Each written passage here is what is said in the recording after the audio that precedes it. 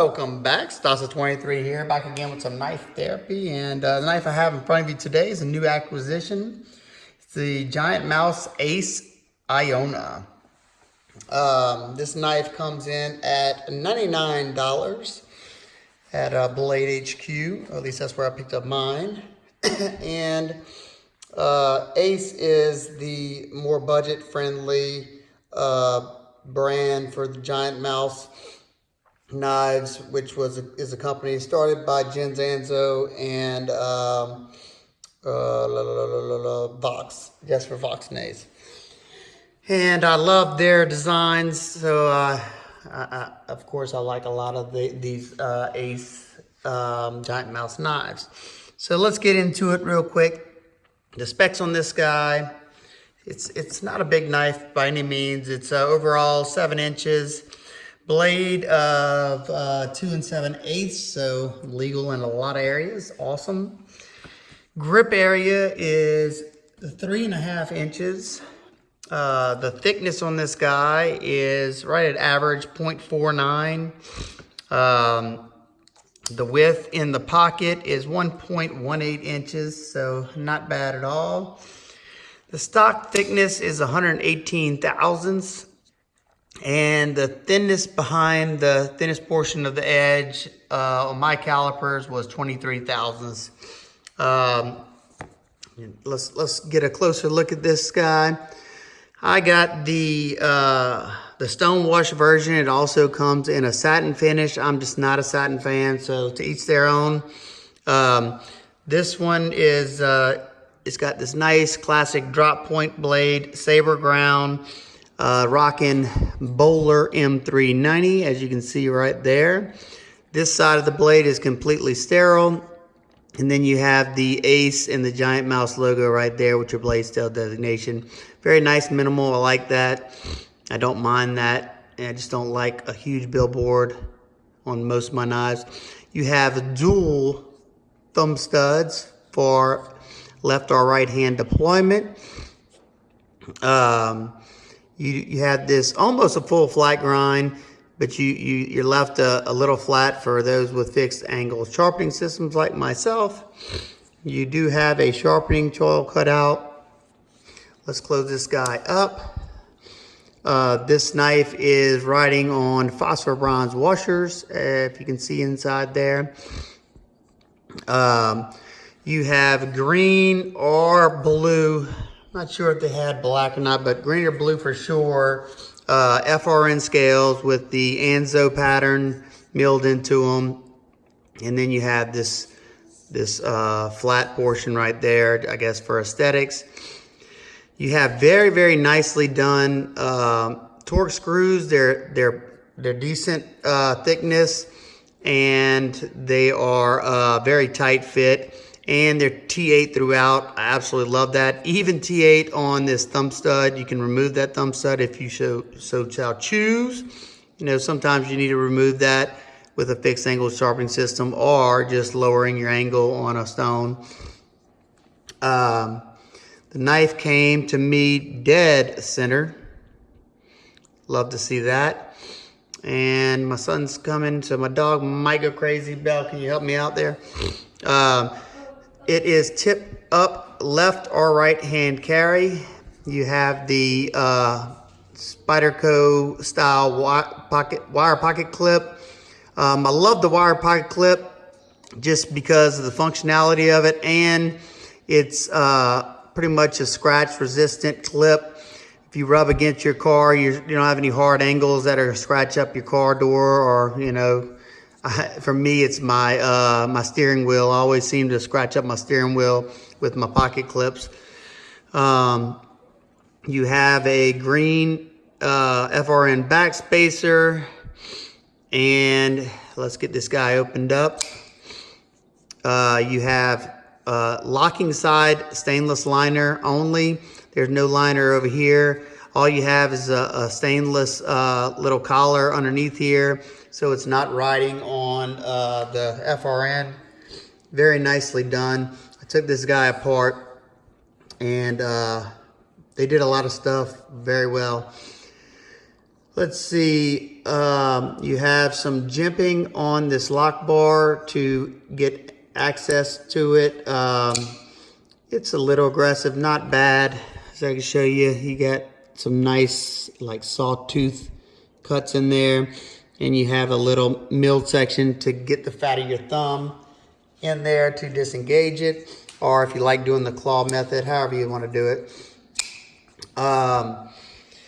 Let's see, I think I got pretty much everything covered that I wanted to cover. Oh, and the ergos are, for my medium-sized hands, I'll say they're okay. They're decent. In this grip right here, this grip, still pretty good. Not so much in this grip. That portion just crushes into the palm, not comfortable whatsoever. And I don't know why you'd be using the reverse grip, but the reverse grip is probably the most comfortable out of all of them. So there you go. This guy is a featherweight, especially only having that one stainless liner in the FRN. So let's see how much this guy weighs in at for being 7-inch knife. 2.57 ounces. So I could barely tell this thing's in the pocket. That's awesome. Speaking of being in the pocket, let's see what it looks like when it's riding in the pocket. In my simulated pocket here, this simulates the flat pocket. Goes in very easily. There you go. Not much sticking out whatsoever. Oh man. And in a slanted khakis style pocket, just a little bit sticking up there. So there you go, that's in the pocket. Let's get a few size comparisons, and I'm gonna talk about some of the things I'm not super fond of on this knife. First is the Benchmade Bug Out. You know, another FRN knife, even though I got aftermarket G10 scales, they come with FRN, and the Bug Out is about a 1/2 inch longer, it looks like.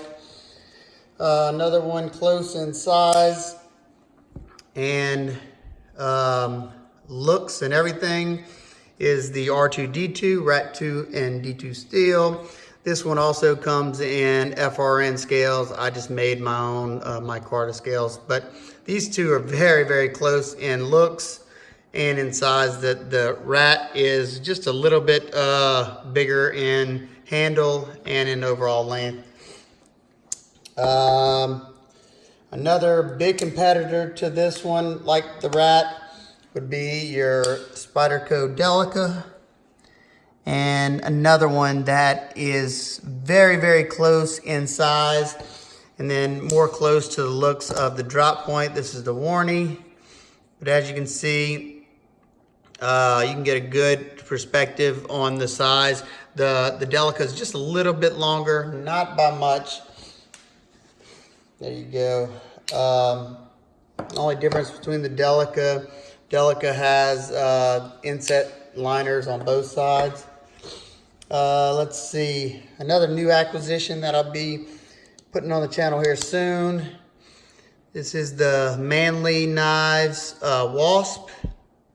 There you go. These two are probably the closest in size. Hey, once again, and in looks. But this is in G10. There you go. And one more quick size comparison. This is the Spyderco Para 3. Para 3 is a little bit longer, and another FRN knife while I have it right here. Much, much bigger. The lightweight Maximit Manix. It dwarfs the Iona. All right, let's talk about a few of my nitpicks, complaints, and gripes, and then I'll let you guys go. First off, first thing I noticed out of box is the edge termination. They missed it by just a hair. You can see that smile right there in the back.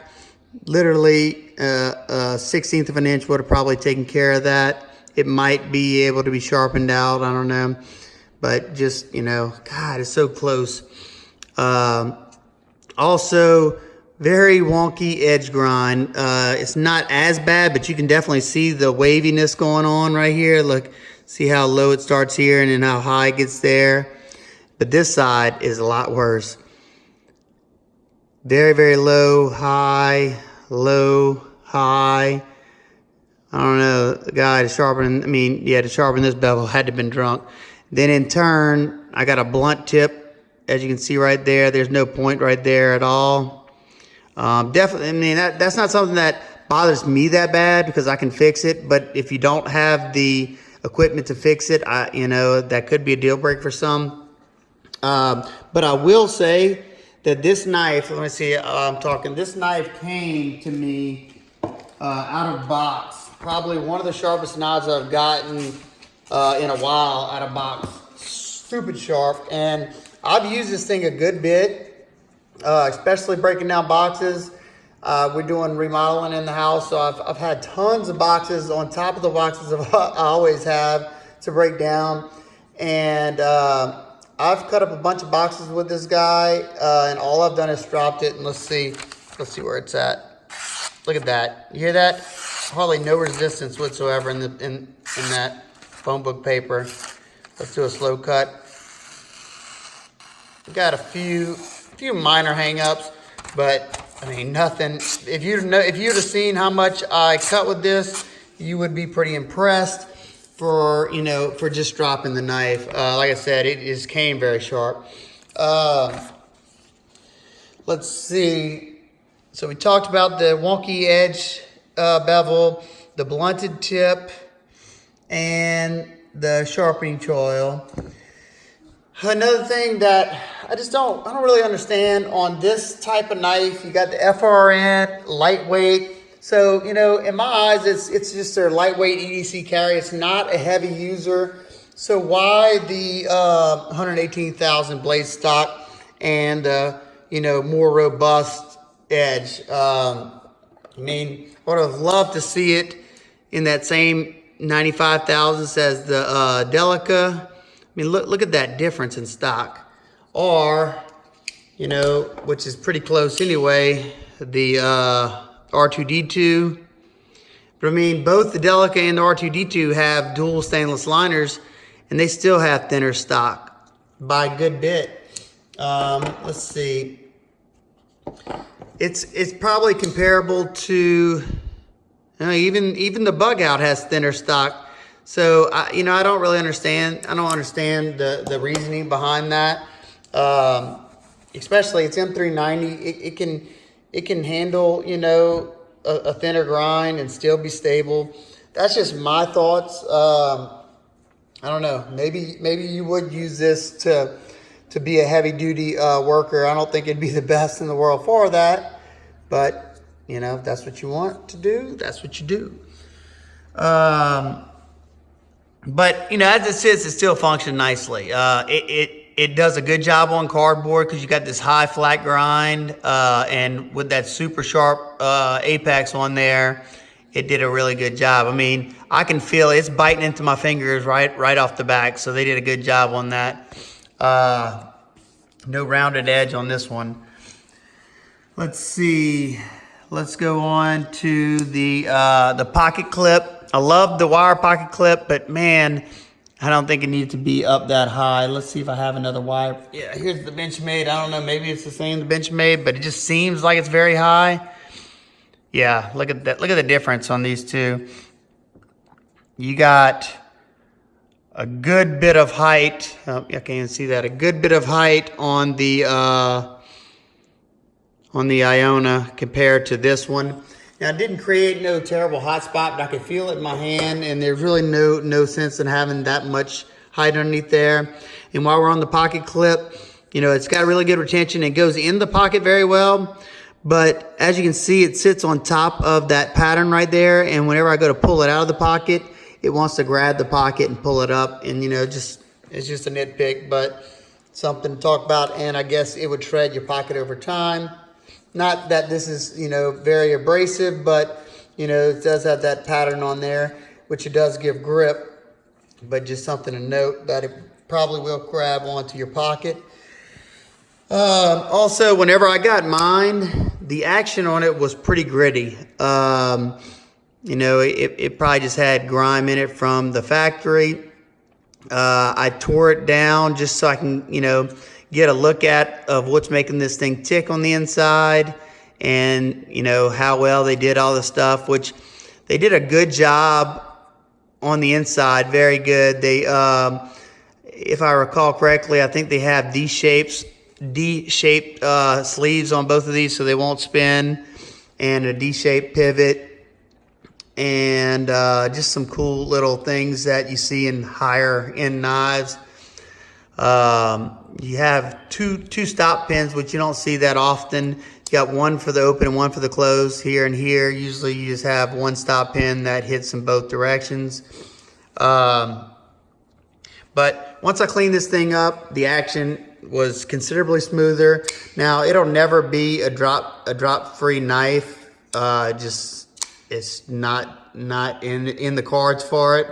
I don't know if it's because the blade's too light or what, but it's just my version will never be a drop-free. I don't know about if you get one, if yours will or not, but mine will never be a drop-free. Let's see. And one more last thing. The action deployment on this guy takes a little while to get used to. It's got a detent that's dialed in for like a flipper action on my specimen of it. And instead of like pushing straight up like that, like say for the rat, you push, you know, you just take it and push this away. On this guy, you pretty much pushing out. Like, you can do that with this one as well, but you don't really have to think about this one. You just give it a good little flick and it shoots out there. This one, you're gonna push straight out like that, and it's a lot more comfortable. If you try to push it up, this thumb stud tore my fingers to pieces. It's got the volcano style thumb stud, and it'll grab the finger. And if you go to flip it up like that, it doesn't deploy that great, and it tears up my finger. But if you push it straight out, it's got that nice snappy action. It doesn't really, you can slow roll it, but you got to do that same type motion. You got to like push it out like that and roll it out like that. I noticed also, if you want to slowly open it to not scare the person on side of you, put your thumb on top of it like that and just push it out that way as well. You can flip it out left-handed, easily disengage that lock bar. One thing that I don't know, let me see, I don't think, let's see. Spidey flick is not the easiest thing in the world, mainly because the thumb stud sits right up on that the handle scales. So in order to flick it, you got to get just a little bit of your finger underneath there, and you got to flick it that away. So it's able to be done, but it's not the easiest in the world. My overall thoughts on this knife. One more complaint that I noticed when I do my usual wood carving to test the ergos. Whenever I'm gripping down on here, besides the pocket clip where I can feel it, I get that same feeling like I did with the ZT-0450. And as you can see, that little notch right there, which I don't understand why they do that, but that little notch is right where my finger, it's hitting right there in the middle of my finger. So when I'm bearing down, it starts to aggravate the hand a little bit. Not terribly, because you got this swell right here, so majority of that pressure is going into the palm, but you definitely feel that. But like I said, this isn't really made for any hard pressure. At least the design isn't. But you know, if you want to whittle some sticks or something like that, I love doing wood carving. It's just fun to me. And you know, with extended use, it did kind of bother my hand. So my thoughts on this knife, I know I'm pushing 19 minutes, but I had a lot to say about this knife. It's priced pretty well. You know, it's in line with this Hap 40 Delica that came in at $94. Then you have the Bug Out that's an S30V, and it's $114. And then the R2D2 D2 steel, and I think it's like 45, somewhere around there, but it's D2 steel. And this is to me, this is a big competitor for this knife. You have this Manly Knives Wasp with G10. It is a slip joint, but it's done very well. Very, very nice, lean flat grind on here. It's at 8 thousandths behind the edge. Decently thin blade stock, but you have this full flat, so it's not as big of a deal. And this thing's in S90V, and I think, yeah, I paid $86 for this knife. So $86, S90V with G10, and then you have this guy with M390 and FRN for $99. So, you know, this one, it kind of feels like a better value. I don't know. I don't have enough use on this to be able to say that for sure. But as you can see, you know, they're all pretty much priced accordingly for your FRN knives. So, you know, if you like the design and none of the stuff that I mentioned would bug you, check it out. You know, if you're looking for a nice lightweight M390 knife, you know, I think it definitely could be a contender. So let me know what y'all think. If you have the Iona, let me know if you had any of the same issues that mine had, or what you think about yours. If you like this video, please give it a big thumbs up. Share with all your friends and family and your social networks. If you like my videos in general, hit that subscribe button if you're not already. And while you're at it, hit that bell notification so you don't miss any of my content. Hope everybody's having an absolute wonderful day, and I'll see you on the next one. Peace.